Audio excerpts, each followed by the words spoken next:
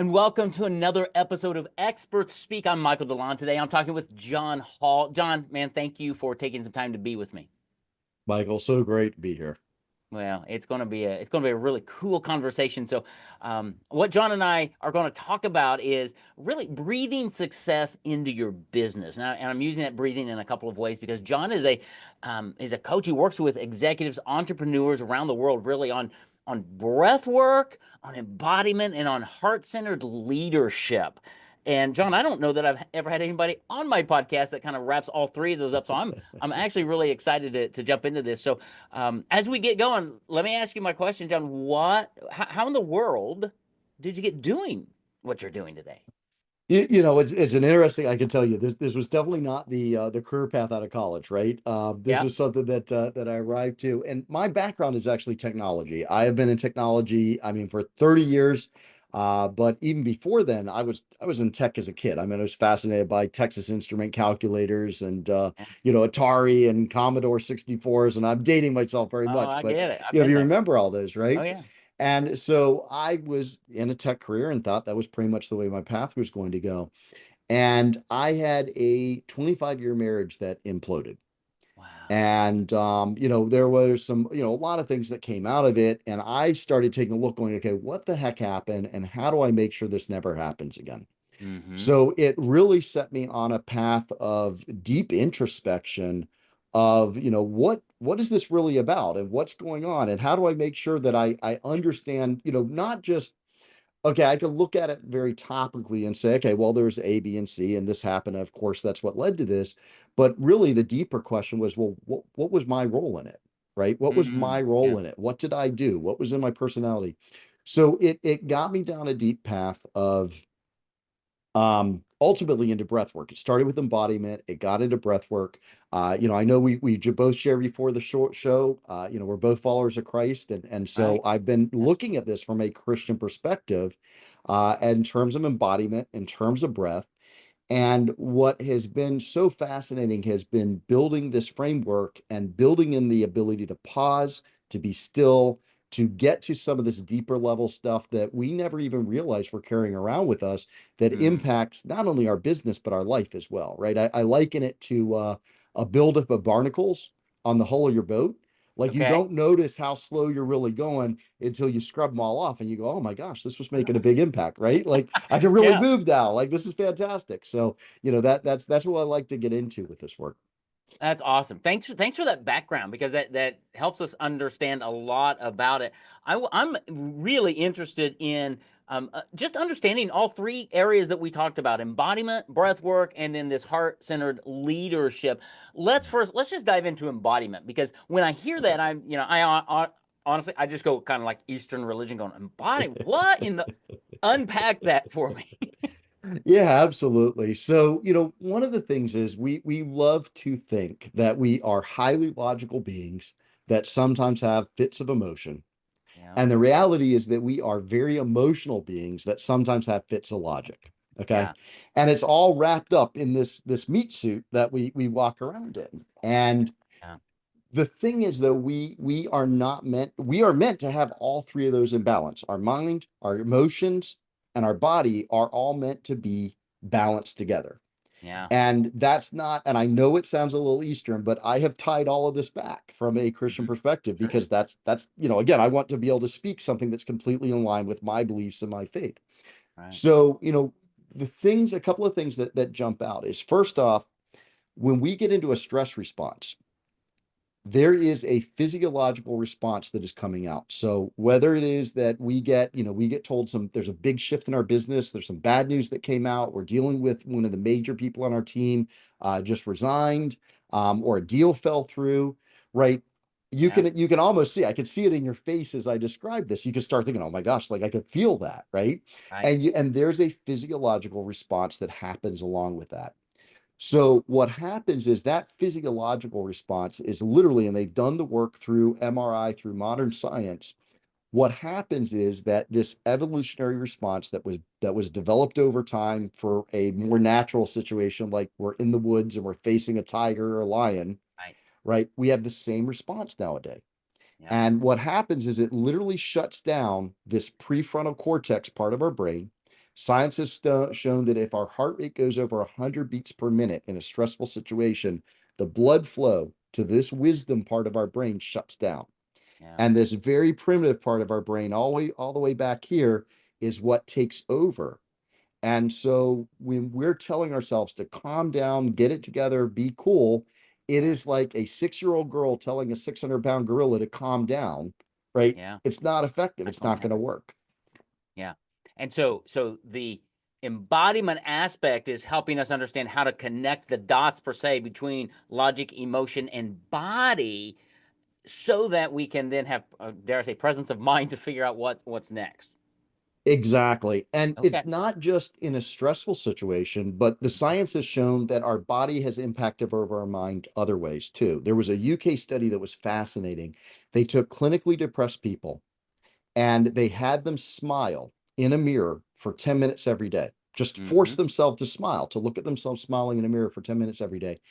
And remember, these are clinically depressed people. They've been diagnosed as Okay. clinically depressed, and they found that the act of 10 minutes of smiling in a mirror was as effective as Prozac for these individuals, as Wow. effective as Prozac. Okay. That's a So, Yeah. so our body, what we're acting, Amy Cuddy did a great amount of work around this, right? You heard about the Superman pose or the Wonder Woman pose. It literally changes our body's chemistry Right. because of the way that we're carrying our body. Yeah. And we don't recognize it, but it's there. Well, and I think it's cool, and what I want to dive into a little bit and just kind of pop some bubbles. I think because when I started this, I kind of set you up saying Eastern religion and stuff, and I think from a Christian perspective, a lot of us have come into this whole world going, yeah, but that's weird. And what I the revelation I had a few months ago or whatever is like, wait a minute, God made everything. God made our body. We are just discovering this stuff really and understanding and going, it should put us in a greater sense of awe for our God and go, wow, okay, if this is how he has made our body to function, let's lean into that and figure out how can we smile for 10 minutes a day looking at him. Is that sinful? Heavens no, that's right in line with how he's made us to have life abundantly. Fair? 100%. And Michael, you touched on one of the key points, which is leaning into. That's a big thing, right? When that stress response happens, right, it is not a matter of me just thinking through that stress response. Right. It's understanding what's happening physiologically, what's happening mentally. That's actually why I built the BPM framework, right? Originally it started as beats per minute, like your heart rate's starting to go up, Yeah. but it maps out the breath physiology mindset because is a science that we can lean into that allows us to navigate that stressful situation. I love it. I love it. And the other thing, yeah, you said science, and I think what we have to understand is science is a good thing. It dives in and it looks, and good golly, there are lots of fish in the ocean that science has discovered that God made. Right, same thing with our body. Yeah. So Yeah. I don't want people to just to dismiss all this stuff. Go, yeah, yeah, whatever, scientists. No, no, no, no, no, no. We need to embrace it and lean into it. All right, let's jump into because I think we could be there for a long time. I want to talk about something that's even I think simpler for me to understand at one Hmm. level is breath, breathing. Yeah. Let's talk Yeah. about that and what is the concept around it, and maybe what is like, is there any one thing anybody listening could do starting today that would move them in the right pathway? I don't Yeah. even know what is this whole breathing thing. Yeah, 100%, right? So, what's fascinating is the reaction is often a lot of times like, okay, well, why do I need a breath work coach? Because I've been breathing, clearly I've been breathing since I was born, Yeah. right? I've obviously been doing it. I haven't needed a coach. I haven't needed any guidance on this. Why the heck do I need someone to guide me through it? But what's really fascinating is that first off, and just because we're kind of on this spiritual connection thread, Yeah. is the first thing is there's a really cool connection, breath spiritually, right? So if you look at breath, you go back to the Old Testament word of ruach, which I'm Yeah. slaughtering in Hebrew. I don't speak Hebrew, right? But ruach, which is Mm. breath, pneuma, which is Yep. also used for breath in the New Testament. Like it, even when you look outside of Christianity, you see chi, you see oh gosh, my mind's blanking on me right now. But you see this carryover across multiple areas where breath has this really cool, like it's got a spiritual aspect, it's got a physical aspect as well. So what happens with breath is when we're born, we know a very specific way to breathe, which is a very deep breath into our diaphragm, into our belly. That's how we're Hmm. born, and we breathe when we're born. But over time, we kind of train ourselves to breathe up into the chest area, right? Well, I'm still getting oxygen. I'm still here. I'm still breathing. Yeah. But the reality is that from an embodiment standpoint, those two breaths have very different impacts on our physiology and our mindset. Okay, and I'll Hmm. explain why. So we have our autonomic nervous system, which is the part of the nervous system we don't have to think about. Okay. That's the part that handles our digestion. It handles our, focusing on vision, right? All these things, the hearing, I don't have to focus on hearing. I just, Right. it translates, right? I can pay attention or not, but I don't have to think about how to actually take a sound wave and convert it to something that my mind understands. So our autonomic nervous system handles all of this. And in our autonomic nervous system, there's two parts. There's the sympathetic and the parasympathetic. The Okay. sympathetic is our accelerator. That's the fight or flight mode. The Okay. parasympathetic is our rest or digest. Okay. It's all under the autonomic nervous system. Don't have to think about it. Then we have our sympathetic nervous system. That's the part that I consciously control. Sorry, somatic nervous system is the part we Somatic. consciously control. Okay. So breath is on both of those. First off, breath is both autonomic and somatic. I can think when to breathe, Okay. or it just happens. Okay. Okay. Got it. So moving breath out of the autonomic and into the somatic, I can control my breath. I can breathe a certain way. I can activate or rebalance my autonomic nervous system as a result of that breath. Okay. You with me so far? Yep. I'm following. So one of the things, just a very basic practice that we can all do together, right, on this podcast as we're listening, is if you want to feel the effect of this, if you just take your hand and you put a hand on your chest and you put a hand on your belly. Okay. Okay. And just go ahead without, really just kind of pay attention to your hands. Just take a breath in, deep breath in. And which hand move more? My chest. Your chest. Okay, that's natural for most people if they haven't really focused on this.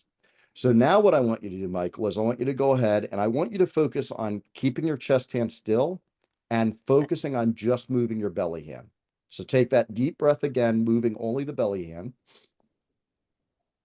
Okay. and then exhale out. That's more like the breath my doctor wanted me to take, right? When he's Yeah, yeah. Like you can feel the difference between the chest breath and the diaphragm breath. oh, totally, totally. And when we do that breath a certain way, so if we take a deep diaphragm, so we do it one more time. So let's put our hands back, chest and belly. Just close your eyes for a moment. And this time I want you to take a nice deep breath into the belly through your nose, long exhale through your mouth. And what did that do for you right away? It relaxed me. I'm ready to take a nap, dude. Yeah. Yeah. Yeah. So different breaths have different impacts. Okay. So there's just an immediate, and this is where I use breath one of three different ways. I use breath tactically. So working with clients, simple breaths, situations. Here's a breath you can use to activate. Here's a breath you can use to calm. Here's a breath you can use to release that hijack that happens, Mhm. right? Remember that hijack that happens in our brain when we get stressed. Yeah. Here's a breath you can do to use that. That's one. Strategically, I use breath to expand what's called our window of tolerance.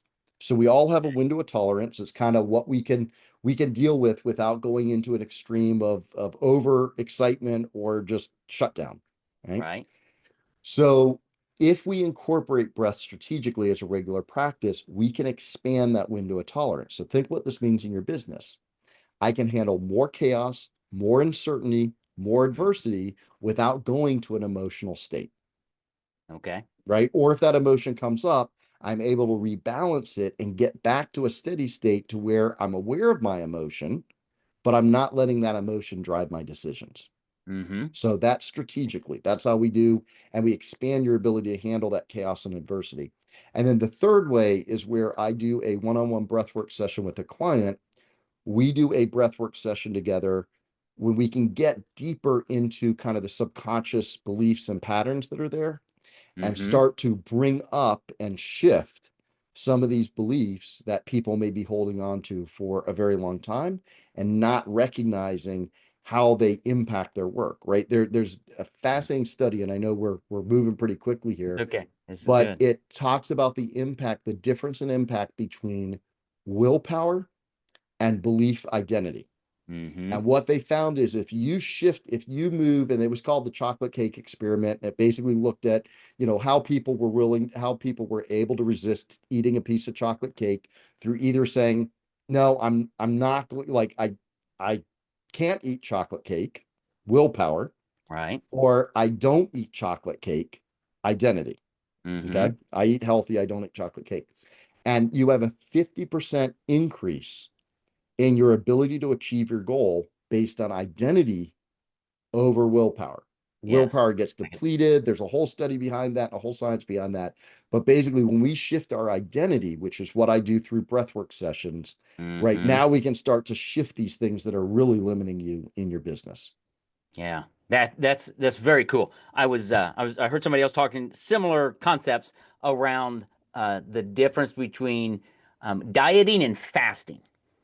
And they said Okay. if you're going to a party and somebody offers you something, if Yeah. you're dieting, you have to make a decision. Do I do not? He says if you're Right. fasting, no thanks, I'm fasting, right? And Exactly. because it's an identity at that moment in time that I'm fasting for X amount or whatever. I don't have to make that decision. Therefore, my success rate is higher during it. So very similar concept. That's what came to me. Not, but it goes down to what you said. It's the beliefs, and I'm 100%. convinced most people, Christian, non-Christian, doesn't matter, Yeah. don't Yeah. think about their beliefs, right? Yeah. And I've been doing a lot of work lately on it. I'm rereading Covey, Seven Habits.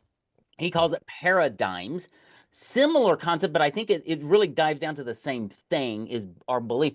Do I believe in my state that God is good and he can be trusted? Right. Well, if I believe that, John, that's going to shape how my paradigm of the world and how I interact and how I take in. He also talked about the between stimulus and response is our freedom to choose or whatever, which is kind of One of my what, favorite quotes by Viktor Frankl. yeah, and that's kind of your window of tolerance in a sense to go, okay, That's now I right. have this window. How am I going to respond in that? And John can help you breathe better beforehand, show up differently, impact your business, your life, your health through what we're talking about. Oh man, we could talk a long time here. I get that third topic because we've talked. Um, the BPM framework is talking about that That's with right. embodiment, with breathing, but we also want to touch on this heart centered leadership because I think a Yeah. lot of business owners, entrepreneurs, they need to be leading, but they've not really been taught heart centered leadership. Unpack that for us briefly. What is it and Mhm. how can it be applied? Well, there's an awful lot there. It's tough. I know. We're like, okay, Yeah. we're keeping this tight. So, I'll give you some high level touch points Yeah. on this, right? So the first is there's a fantastic book, if you never read it, called King, Warrior, Magician, Lover, which is a book about archetypes in men. Okay. And so the concept that's introduced in this book is basically we all have these archetypes that Mhm. are innate to our psychology, right? Throughout history, there's been a concept of a king, a warrior, a magician, and a lover. And these archetypes show up inside of us, and our ability to align with these archetypes allows us to ultimately tap into our full potential as a king, or we wind up in one of the shadow states of each of these archetypes where Mhm. we become less than we're really capable. And so when I talk about heart-centered leadership, what I've done is map these archetypes back in embodiment to, right, because again, we have a mental space, right? We have an emotional body, we have a mental body, we have an emotional body, we have a physical body, right? Yep. So all of these align up, the archetypes align up. And so what I've really have found has been so effective in working with clients is being able to get them into this heart-centered space. So what does that mean, right? It's where our mind, our heart, and our gut, our core is all in alignment. So we've got our Mhm. strength, we've got our mental facilities and our concepts, but we've also we're in this quiet space that allows us to lead from a place of stillness, which is where I feel we're really leading from our heart. We're able to look at decisions from an entirely different light, and we're one of the big things that I'm starting to explore and work with clients on this space is the concept of surrender. Yep. And surrender sounds like a really dirty word to us sometimes because we are taught to never give up, never surrender. And there is a type of surrender that's like, okay, I've gotten the stew beat out of me. I'm going to give Yeah. up, right? That's one level of Yes. surrender. Absolutely. But there is also a surrender, and you touched on this. You said if we have a belief that God is good and ultimately everything is working for us, right? Then Hmm. there is a surrender into what is happening, the being able to know what's in my lane where I need to push and carry forward, and what's not in my lane that I am going to trust is going to fall into place, and learning to watch the subtle clues. Yep. Right? That's a big thing because we get so stuck in go, go, go mode Yep. that if we don't take the time to pause and to be still and lean in from our heart, we miss these clues that mean we miss out on some incredible opportunities in life. Wow. So that is where these all come into alignment into a total package that I work with. That I work with people. It's not just, yes, it starts with this business transformation, but it really carries out across your life so many times. Yeah, well, very much so. It's interesting. I'm listening to a Covey thing right now on Seven Habits of Highly Effective Families, right? And he was talking about personal mission statements and family mission statements. He's like, I don't care which one you work on because it bleeds over into the other one, and That's right. really, and that's really what you're talking about. Whether you start working with John on breathing, embodiment, whatever, heart centered leadership, there's a process, there's a pathway to. Um, I don't want to say to a higher level, to a deeper level. Maybe it's Yeah. Bill Hybels wrote a book years ago. Bill Hybels was the pastor of Willow Creek Church in Chicago years ago. But the title of his book, "Descending into Greatness," and it was a book on leadership, but servant leadership, like Jesus, right? Yeah. And that's Yeah. really when you said we have to release it, we have to let go. That's what I look at. Is Right. Jesus let go of everything? He went to the cross for the joy set before him. He endured the cross. There Right. was something on the other side. Had he held on, we would all be doomed. So there Yeah. is a great model, and dare I say, a fear factor for us humans to go, okay, I always look at life as a big like 8 or 16 lane highway out in LA. And I've got guardrails on the edges. Yeah. That's for me Yeah. scripture. Yeah. In between that, I've got a lot of freedom. But That's right. I think most people, John, are driving on their car, their life on the edge in that really slow lane, where you have flat tires, whatever that's called, the shoulder, The hazard. the The hazard. hazard lane. Yeah. They need to be out in the middle going, okay, Yeah. what do you have Yeah. for me, God? Yeah. But Yeah.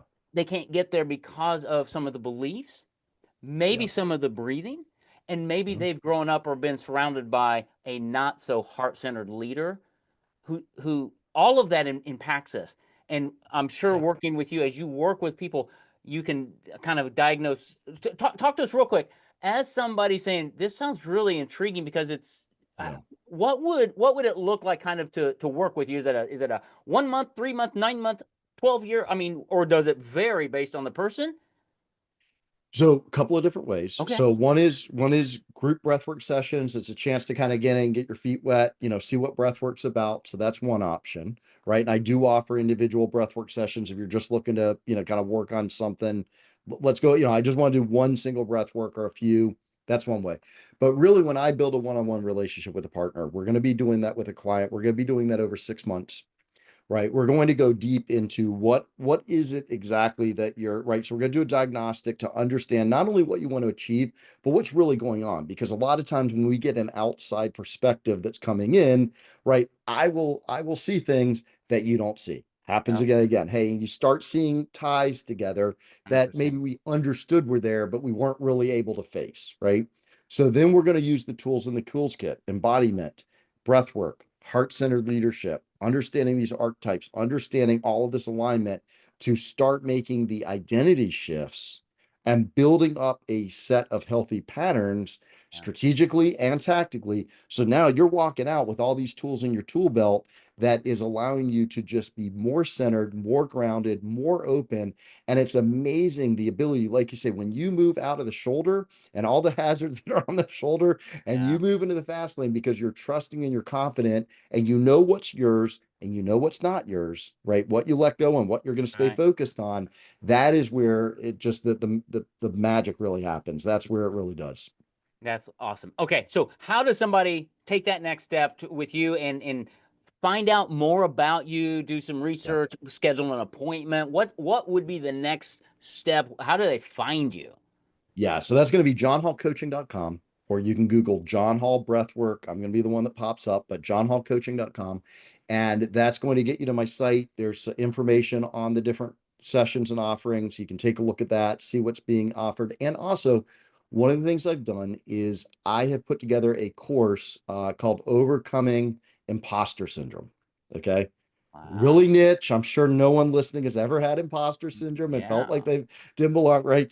But when we start taking on a bigger role and we start stepping into that role that we're really meant to be in, what's one of those attacks that comes in? We start thinking, I don't Oh, belong here, that's right? right. I'm an imposter. I don't belong. This isn't for me. I shouldn't be here. And so I walk through what's going on, what's happening, how to overcome it. And what I do is you go out, you register, you get 2 weeks free access, more than enough time to complete the entire course. And that's my gift for people listening. Go to johnhallcoaching.com and you'll find the information there.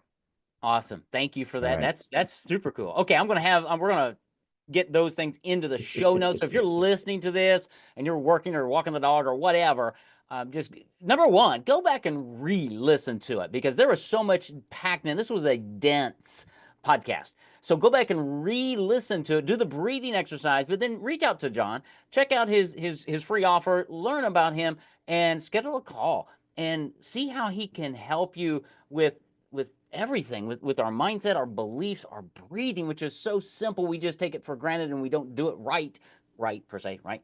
Um, there's so much that John can help you, as we say, breathe life into your business, but that overflows into your life. So you're going to have a better life, better business. Just love everything when you learn how to do it this way. So reach out to John. I can't encourage it enough. John, I appreciate you being here today, being my guest. Thanks for what you do and for the way you show up to help people. I appreciate that. Michael, thanks so much for the opportunity to be here and sharing what you do. You are so welcome. Thanks for listening to Experts Speak. Tune in again next week for another great episode. Take care and God bless.